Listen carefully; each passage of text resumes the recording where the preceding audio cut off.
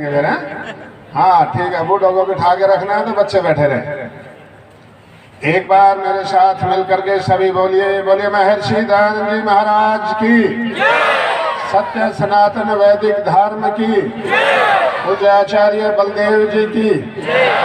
हमारे मंच पर उपस्थित समस्त सन्यासी वृंद और उपस्थित माताएं बहनें, पवित्र ब्रह्मचारिणियां, पवित्र ब्रह्मचारी, धर्म प्रेमी सज्जनों, इस दुनिया में बहुत सारा ऐसा कालखंड गुजर गया जिसकी छाप का, जिसके पद चिन्हों का ना आपको पता है, ना बहुत सारे भारत देश के लोगों को आज पता है। दुनिया में कहां पर क्या क्या हो रहा है इससे हम अब अपरिचित हैं। भारत के खिलाफ कहां कहां षड्यंत्र हो रहे हैं, कौन कौन सी जगह कहां कहां पर भारत और भारतीयता को मिटाने की प्रक्रिया चल रही है। अपने ही देश में, अपने ही देश के लोगों के द्वारा, राजनेताओं द्वारा, अपने ही देश के राजा के द्वारा, अपने ही देश की प्रजा के साथ क्या क्या व्यवहार हो रहा है, इसका अब किसी को कहीं कहीं भान है, नहीं तो सब एक नशे में डूबे हुए हैं। मैं पीछे एक बार अमेरिका गया तो वहां एक मुस्लिम व्यक्ति मिला मुझे, अरब का मुसलमान विद्वान था। वो बोला, स्वामी जी महाराज आपके यहाँ यूनिवर्सिटियों में तो मैक्स मूलर पढ़ाया जाता है, बाहर के और अनेकों विद्वान अंग्रेज पढ़ाए जाते हैं, फारसी के बारे में पढ़ाया जाता है, अरबी के बारे में भी पढ़ाया जाता है। बड़ी चिंता है कि कहीं यहाँ से उर्दू खत्म ना हो जाए, बड़ी चिंता है कि यहाँ कहीं से अरबी ना यहाँ से खत्म हो जाए। मैंने कहा आपके यहाँ कोई विशेष विषय क्या है यूनिवर्सिटियों में? बोला अरब के अंदर एक डिपार्टमेंट ऐसा भी है जहां अब तक ये शोध करने पे लगाया हुआ विद्वानों को कि जब अरब से इस्लाम की तलवार जब ईरान की तरफ चली तो 12 साल में ईरान को मुस्लिम देश बना दिया, इराक को 14 साल में बना दिया, मिस्र को, सीरिया को, लीबिया को, इनको 16-16 वर्ष में ही इस्लामिक राष्ट्र बना दिया। और अरब के लोग कहते हैं कि क्या कारण है, अरब की तलवार, इस्लाम की तलवार भारत में 700 साल तक चली, फिर भी हम भारत को इस्लामिक राष्ट्र न बना पाए। उसका कारण उन्होंने कहा वेद विद्या, अध्यात्म विद्या और संस्कृत की विद्या है जिसने भारत को इस्लामिक राष्ट्र में परिवर्तित नहीं होने दिया। मैं दूसरा इस बात को फिर आपके बीच में दूसरा एक और उदाहरण से इसको पुष्ट करना चाहता हूँ। 70 के दशक में यहाँ पर पोप आया। पोप ने आकर के यहाँ के पादरियों को जो हड़कात लगाई, सारे पादरियों को हड़काया और कहा इतना पैसा भेजा, इतने पादरी भेजे, सारे का सारा पैसा यहाँ क्रिश्चियनिटी में कन्वर्ट करने के लिए तुम्हें दिया। ये भारतवर्ष क्यों अब तक क्रिश्चियन देश नहीं बन पाया, क्यों यहाँ ईसाइयत का झंडा नहीं लहरा पा रहा है? तो सारे पादरियों ने हाथ जोड़ करके बोला महाराज हम क्या करें, हमारे बीच में एक बाधा है। बोला बताओ, वो बाधा मैं सरकार से कह करके हटवा सकता हूँ, क्योंकि बाहर की हस्तियों का यहाँ की सरकारों में बहुत लंबे समय तक हस्तक्षेप रहता रहा है। वो चाहे बाहर की जासूसी एजेंसियां हो या बाहर की कोई मत पंथों वाली एजेंसियां हो। पोप ने कहा बताओ क्या बाधा है? सारे पादरियों ने मिलकर के कहा एक ही बाधा है और वो बाधा संस्कृत भाषा है। यदि संस्कृत यहाँ ना होती तो हम इस देश को ईसाइयत के रंग में रंग देते। तभी फिर एक त्रिभाषा फार्मूला निकला था। उस त्रिभाषा फार्मूला में संस्कृत के लिए कोई जगह नहीं थी। एक अंग्रेजी भाषा, एक हिंदी भाषा और एक अपने अपने प्रदेश की जो प्रादेशिक भाषा है, ये 3 भाषाएं पढ़ाई जाएंगी। चौथी भाषा संस्कृत को निकाल दिया गया था। ये तो मैं धन्यवाद कहता हूँ भारत के सर्वोच्च न्यायालय को, भारत की सुप्रीम कोर्ट को। एक PIL लगाई गई, बोला जिस भाषा में एक व्यक्ति के द्वारा, एक आर्य सज्जन के द्वारा एक जनहित याचिका डाली गई, जिस भाषा में मेरे जन्म से लेकर के मृत्यु पर्यंत 16 संस्कार है, जिस भाषा में प्रत्येक भारतीय संस्था के लिए एक ध्येय वाक्य है, संस्कृत नहीं होगी तो सुप्रीम कोर्ट का ध्येय वाक्य जो पीछे लगा रहता है लोगों, सत्यमेव जयते, ये लोगो लगा रहता है, ये सब हटाने पड़ेंगे, 16 संस्कार जाएंगे। अरे जहाँ जन्म से लेकर के मृत्यु पर्यंत जहाँ मेरे संस्कार संस्कृत भाषा में होते हैं, ये मेरा जन्म सिद्ध अधिकार है, ये मेरा कॉन्स्टिट्यूशनल राइट है, ये हट लेना चाहिए। सुप्रीम कोर्ट के हस्तक्षेप से संस्कृत में हट पाई। क्यों सारी विदेशी संस्थाएं, क्यों सारे विदेशी एजेंसियां इस संस्कृत भाषा के पीछे क्यों पड़ी है? क्योंकि संस्कृति संस्कृत में रहती है। जहां जहां संस्कृत है वहां वहां संस्कृति है। जिस स्कूल में संस्कृत है उस स्कूल में संस्कृति है, गुरुकुल में संस्कृत है तो गुरुकुल में संस्कृति है, जिस घर में संस्कृत है उस घर में संस्कृति है। जहां से संस्कृत मिट जाएगी वहां से संस्कृति अपने आप मिट जाएगी। हमारे देश में आजादी से पहले बहुत ज्यादा संस्कृत का पठन पाठन था, तो संस्कृति भी थी। अंग्रेज ना मिटा सका, इस्लाम ना मिटा सका जिस संस्कृति को 1935-36 में सरकार दबाव दे करके नया साल मनाने के लिए बाध्य करती थी। चौधरी चरण सिंह जब गाजियाबाद आर्य समाज के प्रधान थे, उस समय आर्य समाज गाजियाबाद के आर्य समाज ने विरोध किया था कि हम नया साल नहीं मनाएंगे। इसी की सजा 6 महीने की जेल काटी थी। आज हमारे बच्चे 1 जनवरी को होने नहीं देते, 31 दिसंबर को बोलते हैं happy birthday, happy birthday, happy new year, happy new year, happy new year. 31 की रात बिताने के लिए क्या क्या कुकर्म नहीं होते इस देश में। क्यों? क्योंकि संस्कृत खत्म हो गई, घरों से खत्म हो गई। अरे दक्षिण अफ्रीका में एक जानवर है, बहुत बड़े आकार का जानवर है, दक्षिण अफ्रीका के जंगलों में रहता है। इतना बड़ा आकार है कि उसके आकार के सामने सारे जानवर भयभीत रहते हैं, सारे जानवर डरते हैं। बस उसमें एक ही कमी है, जिस कमी के कारण वो खत्म हो गया। क्या कमी है? उसकी एक टांग दूसरे जानवर खा लेते हैं, तब उसे पता चलता है कि तेरी टांग खाई गई। जब दूसरी टांग को दूसरा जानवर खा लेता है तब उसे पता चलता है तेरी दूसरी टांग खाई गई। वो जानवर यदि उदाहरण दुनिया में देखने को मिलता है तो कौन है? उसका उदाहरण है ये भारत की जनता। अरे एक एक चीज सांस्कृतिक इसके बीच में से निकाल ली गई, इसे पता ही नहीं चला। 70 के दशक में हरित क्रांति आई, पेस्टिसाइड आया, यूरिया आया। उससे पहले का देश में खेती नहीं होती थी, खेती होती थी पर वो यूरोप के जो कचरा पड़ा था द्वितीय विश्व युद्ध का, सारा केमिकल जितना गार्बेज था, सारा कचरा था, वो पेस्टिसाइड और यूरिया बना करके इस देश को बेचना था। कैंसर की बीमारी, शुगर की बीमारी, हार्ट अटैक की बीमारी, ये सारी 70 के दशक में हमारे खेतों में है, हमारे जीवन में है। इसको पता ही नहीं चलता।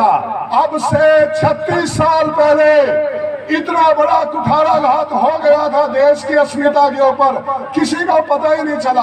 और हमारे बीच में से हमारी चिकित्सा पद्धति गायब हो गई। आयुर्वेद में 36 वर्ष पहले तक गुरुकुल का पढ़ा हुआ ब्रह्मचारी आयुर्वेद का डॉक्टर बनता था, संस्कृत कॉलेज का पढ़ा हुआ विद्यार्थी आयुर्वेद का डॉक्टर बनता था, क्योंकि आयुर्वेद के डॉक्टर के लिए संस्कृत भाषा में ही टेस्ट देना, उसमें उत्तीर्ण होना ये आवश्यक था। सारे गुरुकुल हरे भरे थे, सारे गुरुकुलों में बच्चे थे और जगह जगह गुरुकुल खुलते जा रहे थे। राशिद मसूद नाम का एक व्यक्ति पार्लियामेंट में वीपी सिंह की सरकार में आया और 36 साल पहले उसने आयुर्वेद से संस्कृत खत्म कर दी और कहा एमबीबीएस का और बीएमएस का एक ही टेस्ट होगा, संस्कृत की बाध्यता खत्म। सारे संस्कृत के कॉलेज सूखे, गुरुकुल सूखे। जिस विद्या को पढ़ करके कोई अर्थ की प्राप्ति न कर पाएगा उस विद्या को कौन पढ़ेगा?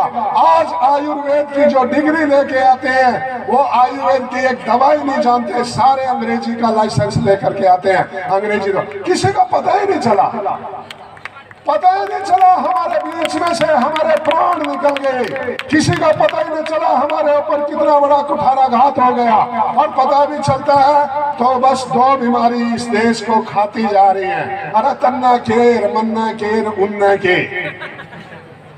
बस ज्यादा है कोई रोड़ा पाता है तो भाई तन्ना के, अब और ज्यादा है रोड़ा पाता है तो फिर भाई मन्ना के, और ज्यादा से रोड़ा पाता है रचानता बैठे रहो ना ताश खेल लो क्या बोलते उन्ने के। और यदि पंजाबी में कहूँ तो तैनू की तो मैनू की तो उन्नू की, ये बीमारियां खा गई। ऋषि दयानंद जी महाराज ने आजादी के लिए कोई तलवार नहीं उठाई थी। ऋषि दयानंद जी महाराज ने बम के गोले अपने झोड़े में नहीं रखे थे। ऋषि दयानंद जी महाराज ने एक परमाणु बम दिया था, जिस बम का धमाका लंदन तक जाकर के सुना था, और उस परमाणु बम का नाम था आर्य समाज, उस परमाणु बम का नाम था वेद का विचार और गुरुकुल शिक्षा पद्धति। उस परमाणु बम का धमाका सुनते चले गए।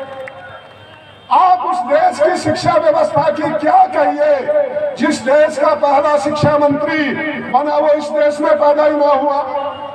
मौलाना आजाद इस देश का पहला शिक्षा मंत्री बना, वो अरब में पैदा हुआ था, मक्का मदीना में।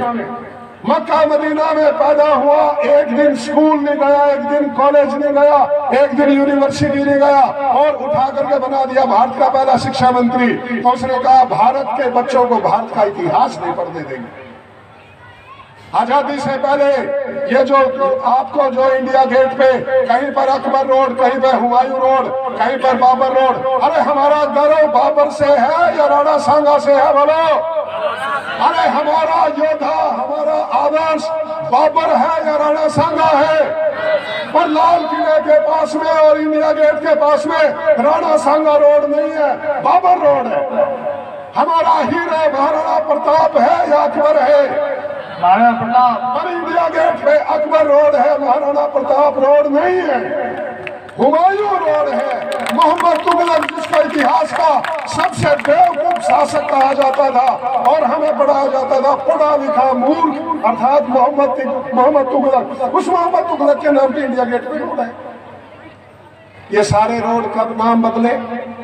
अंग्रेज के टाइम में बाबर रोड का नाम बाबर रोड नहीं था, अकबर रोड का नाम अकबर रोड नहीं था, किसी का नहीं था। ये आजाद भारत में रखे गए क्योंकि भारत का पहला शिक्षा मंत्री ऐसा व्यक्ति था जिसको भारत के इतिहास से कोई प्रेम नहीं था, भारत की संस्कृति से कोई प्रेम नहीं था। पहले 17 साल इस देश का मुख्यमंत्री और शिक्षा मंत्री पूरा प्रयास करके मुसलमान रखा गया। मुसलमानों से हमारा कोई द्वेष नहीं है, मुसलमान हमारे भाई है, इसी देश के वासी हैं, हमारा खून जैसा है वैसा उनका खून है, मुसलमान से कोई द्वेष नहीं है, मुसलमान इस देश के वासी है। पर इस्लाम इस देश का मत पंथ धर्म नहीं है, इस्लाम अरब से आया, मुसलमान कोई अरब से नहीं, मुसलमान यही सब हमारे बीच में। हमने उनको प्यार नहीं दिया, हमने उनको प्रेम नहीं दिया, हमने उनको आपस में भाईचारे की तरह नहीं रखा। हमारे बीच में से निकल करके बांग्लादेश बन गया, हमारे बीच में से निकल करके अफगानिस्तान बन गया, पाकिस्तान बन गया। और ये कश्मीर में जिन हिंदुओं को, जिन पंडितों को वहां मार के भगाया, किन्होंने? अरब से नहीं आया कोई, उन्हीं के पूर्वजों ने इस्लाम ग्रहण किया था, उन्हीं ने मार करके भगाया। आज भी एक अवसर है, मैं पूज्य आचार्य बलदेव जी का एक वाक्य दोहरा करके वाणी को विराम देता हूं। पूज्य आचार्य बलदेव जी सदा एक बात कहा करते थे, जो जाति संघर्ष छोड़ देती है उसका विनाश निश्चित है, उसका विनाश निश्चित है। मैकाले ने क्या कहा था?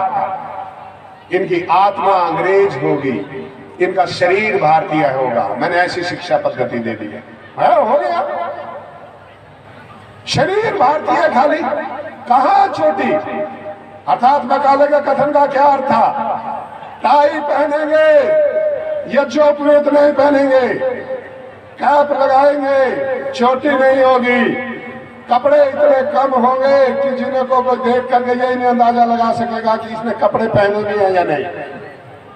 अपने आप हो रहे हैं। आज किसी अंग्रेज को जरूरत नहीं है प्रचार करने की, आज किसी को जरूरत नहीं है। जगह जगह सैयद गुजरे हैं, जगह जगह सैयदों का निर्माण हो रहा है। कौन अरब से व्यक्ति आ रहे हैं आज भारत के? ये भारत की भोली भाली जनता इस पाखंड और अंधविश्वास में दम के बैठी है। तो मैं एक बात अंतिम कह देता हूँ, यदि जमीन आपने अपनी बचानी है, घर आपने अपना बचाना है, व्यापार आपने अपना बचाना है, परिवार आपने अपना बचाना है, तो अपने बच्चे को जो मर्जी भाषा पढ़ाओ, पर संस्कृत भाषा जरूर पढ़ाओ। जिसका बच्चा संस्कृत नहीं पढ़ेगा, तीसरी पीढ़ी में उसका पिछला जो भी इतिहास है, कुल की परंपराएं, मर्यादाएं हैं, सब खत्म हो जाएगी। कहने को फलाने का पोता पड़पोता होगा, पर वो अंग्रेज और मुसलमान से अलग नहीं होगा। और यदि भारत में फिर से आयुर्वेद को जिंदा करना है, आप षड्यंत्र नहीं समझ रहे मल्टीनेशनल कंपनियों का अरबों अरबों अरबों अरबों रुपए की अंग्रेजी दवाइयां हमारे देश में खिलाई जाती है, क्योंकि आयुर्वेद खत्म होता जा रहा है। और आयुर्वेद जिंदा हो जाएगा तो एलोपैथी खत्म हो जाएगी। यदि आयुर्वेद को जिंदा करना है, फिर से एक ऐसा आंदोलन और संघर्ष खड़ा करो जो संस्कृत भाषा 36 साल पहले आयुर्वेद के सिलेबस से हटाई गई थी, वो संस्कृत भाषा जिस दिन आयुर्वेद के सिलेबस में दोबारा आ जाएगी, सारे संस्कृत कॉलेज जिंदा हो जाएंगे, सारे गुरुकुल जिंदा हो जाएंगे कि गुरुकुल का पढ़ा हुआ आयुर्वेद का डॉक्टर बनेगा। इन शब्दों के साथ मैं बहुत बहुत शुभ आशीर्वाद और सबको शुभकामनाएं देते हुए पूज्य आचार्य जी के इस पुण्यतिथि के पर्व पर उनको अपनी श्रद्धांजलि अर्पित करता हूं। और इसके साथ ही एक छोटा सा कार्यक्रम, हमारे यहाँ गुरु दक्षिणा का और स्नातकोत्तर संस्कार का बहुत बड़ा महत्व है। अच्छा क्या बोलनी है? बोल लो एक बार सारे मिलके बोल दो, बोल दो, अगला भी बोल लो था, सुना तो ठीक है, बस बस हो गया। अब सुनो भाई, 2 मिनट का कार्यक्रम है। मैं आचार्य भीम जी से निवेदन करूंगा, वो आ गए हैं। हमारे यहाँ दीक्षांत समारोह होता है। आज हमारे पूज्य आचार्य राजेंद्र जी के और पूज्य स्वर्गीय आचार्य बलदेव जी के चरणों में बैठ करके आचार्य भीम जी ने वर्णोच्चारण शिक्षा से लेकर के और वेदांग तक सारी शिक्षा इसी गुरुकुल में रह करके पूरी की है। और वो गुरु दक्षिणा का अर्थ होता है, जैसे गुरु विरजानंद जी महाराज को ऋषिदानंद जी महाराज गुरु दक्षिणा देने गए थे।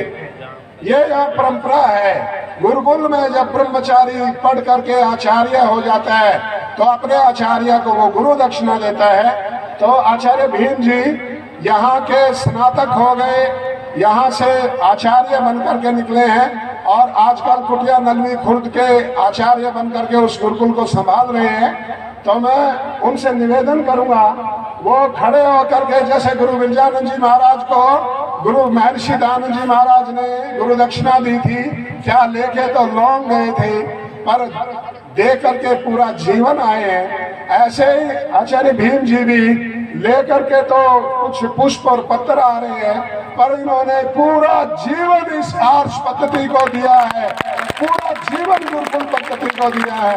जब तक इनके तन में प्राण रहेंगे, ये आर्ष विद्या को आजीवन ब्रह्मचारी रह करके अपने खून और पसीने से सींचते रहेंगे। इसी के लिए जिएंगे, इसी के लिए मरेंगे।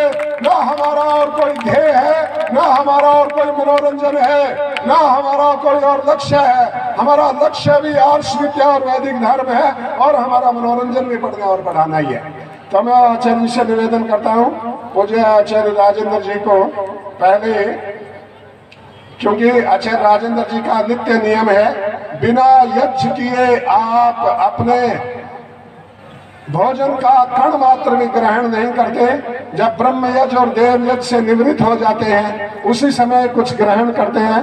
तो ब्रह्मचारी हमारे आचार्य भीमदेव जी सबसे पहले चांदी के बने हुए लगभग 70,000 रुपए की कीमत के चांदी के बने हुए यज्ञ के और भोजन के उपयोग में आने वाले बर्तन खड़े होकर के खड़े हो जाइएगा, दिखा दीजिए। और उसके साथ में इलाके के लोगों ने जो भी आचार्य भीमदेव जी का सहयोग किया उसमें से 51,000 रुपए नगद गुरु दक्षिणा में और चांदी के पात्र यज्ञ के और आचार्य जी के क्या होता है, हाथ में रोटी रखी और दूध का कटोरा हो गया तो हो गया प्रयोग के पात्र, तो कटोरा इत्यादि सब चांदी के बर्तन हैं। एक बार जोरदार करतल ध्वनि से बोले महर्षि दयानंद जी महाराज की, बोलो गुरुवर विजयानंद जी महाराज की, सत्य सनातन वैदिक धर्म की। और अब वस्त्र पूजा आचार्य जी के लिए आचार्य भीमदेव जी पहनने के वस्त्र, एक बार जोरदार करतल ध्वनि, आप करतल ध्वनि से बोले वैदिक धर्म की जय। और दूसरे एक और यहीं के स्नातक ब्रह्मचारी आचार्य देवदत्त जी गुरुकुल कुटिया नलवी खुर्द से पूरी बस वहाँ के ब्रह्मचारी और आसपास के 10-12 गांव में हर रोज शिक्षा लेकर, हर रोज कक्षा लेकर के आचार्य देवदत्त जी ने वहाँ वैदिक धर्म की अलग जगाई हुई है। एक बार तालियां आप आचार्य देवदत्त जी के लिए भी बजाएंगे। भीम जी जो है अब आचार्य भीम जी अपने उद्गार व्यक्त करेंगे। आचार्य भीमदेव जी, हाँ एक बार वो वस्त्र आचार्य स्वामी वेद रक्षानंद जी महाराज के लिए देखो, आचार्य भीम जी की तरफ से उनके पूज्य स्वामी वेद रक्षानंद जी महाराज को भी उनके वस्त्र और 5100 रुपए उनको गुरु दक्षिणा के रूप में दे करके, क्योंकि पूज्य स्वामी वेद रक्षानंद जी महाराज ने भी जब बच्चे थे और 11,000 रुपए आचार्य देवदत्त जी आचार्य राजेंद्र जी के चरणों में गुरु दक्षिणा के रूप में उपस्थित करते हैं। एक बार करतल ध्वनि और जोरदार तालियां बजा करके आचार्य भीमदेव जी अपने पूज्य गुरु और हमारे सबके पूजनीय हैं, सब में ज्येष्ठ और वरिष्ठतम सन्यासी है पूज्य स्वामी वेद रक्षानंद जी महाराज। और 2 मिनट अब आचार्य भीमदेव जी अपने उद्गार व्यक्त करेंगे। एक बार जोरदार करतल ध्वनि से एक बार जोरदार तालियां बजा करके आचार्य भीमदेव जी का स्वागत करें। संग्राम जी का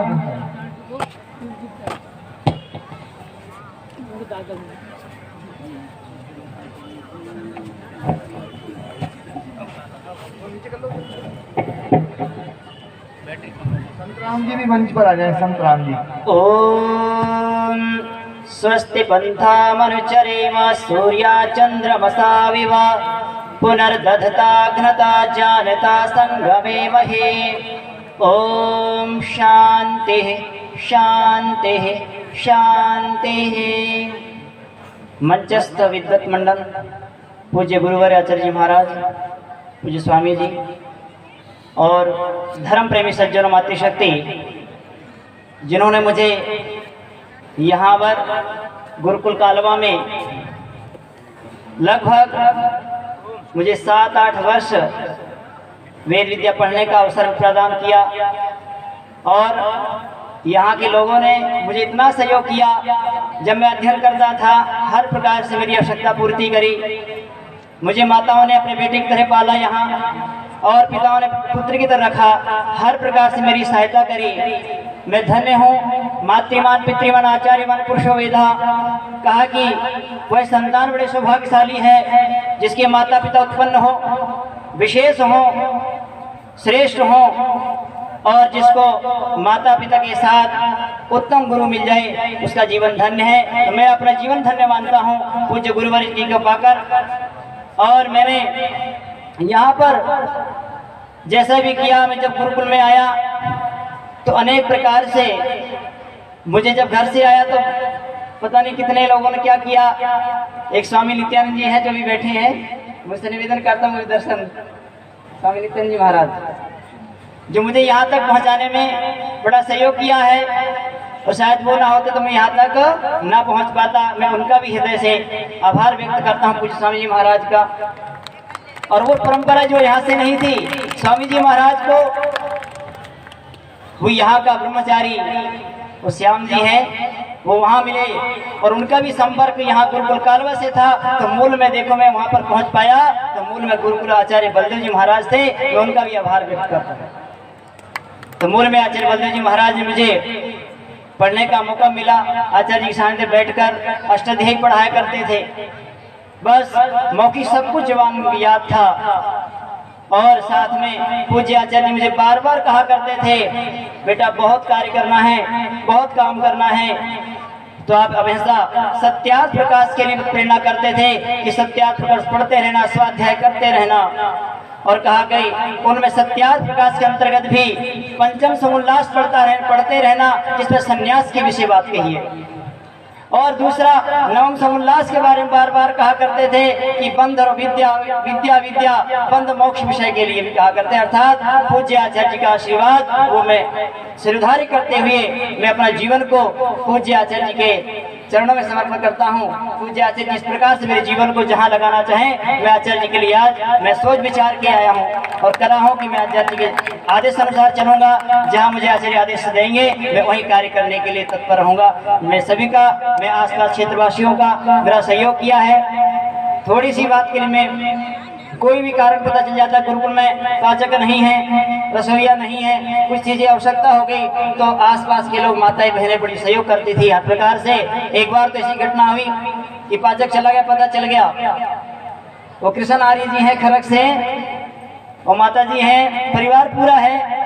वो जब भी पता चल गया कि ब्रह्मचारी पाचक चला गया है, यहाँ रोटी नहीं है, बना नहीं पा रहे हैं, बड़ी दिक्कत हो रही है, तो मैं सूचना नहीं मिली उनको। वे केवल सूचना मिलते ही उन्होंने हलवा पूरी सब्जी यहाँ उपस्थित कर देते थे। मैं उनका भी आभार व्यक्त करता हूँ। और रोहतास आर्य जी कालवा से है जिन्होंने बड़ा सहयोग किया है हर प्रकार से। पूज्य आचार्य जी के साथ ब्रह्मचारी को, सारे ब्रह्मचारी को बुलाया, एक बार तो यज्ञ किया, सब ब्रह्मचारी को भोजन करवाया। मैं उनका भी, इस परिवारों का बहुत बहुत धन्यवाद करता हूँ। आसपास के सभी क्षेत्रवासियों का, सभी माता बहनों का, सारे बुजुर्गों का, मुझे पिता पुत्र की तरह पाला है, मैं उनका सभी का आभार व्यक्त करता हूँ, सभी का धन्यवाद करता हूँ। पुनः मैं अपनी वाणी विराम देते हैं। इति ओम शम।